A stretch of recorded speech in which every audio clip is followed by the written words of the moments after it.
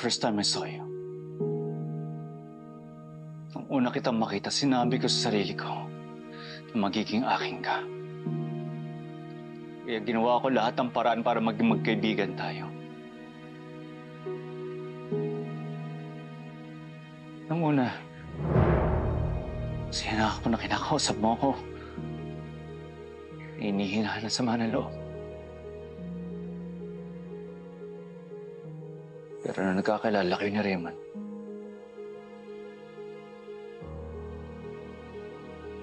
nagbago ang lahat. Unti-unti na lumalayo ka sa akin nung naging kayo ni Raymond. Tuluyan na akong dumistansya sa'yo. Dahil hindi ko kaya makita magkasama kayo ni Raymond! Nasasaktan ako, Charlene! Ang ginawa ko lahat para kalimutan ka. Inuong ko yung sarili ko sa pag-aaral. Hanggang sa naging abogado ako. Nagkaroon ako ng asawa at anak.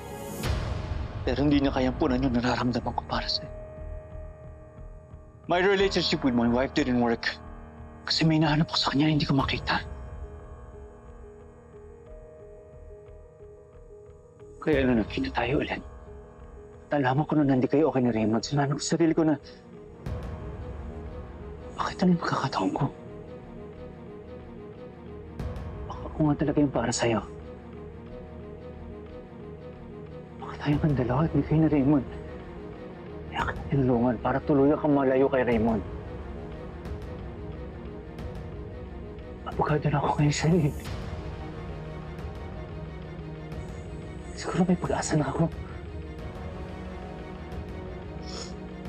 Ginamit mo lang ako. Nabuso mo yung tulong na bigay ko sa'yo! Dahil akala ko ginawa mo yun na walang hinihiling na kapalit. Sa lahat ng ginawa sa'yo, Raymond, isa pa rin ang pinili mo! Kaya hindi mo ako masisisi kung lapitan ko si Divina para sabihin sa kanya tungkol kay Leilani. Dahil sa TV na lang at aking paraan para mailayo sa'yo si Raymond. Para mapasakit ka, Shirley.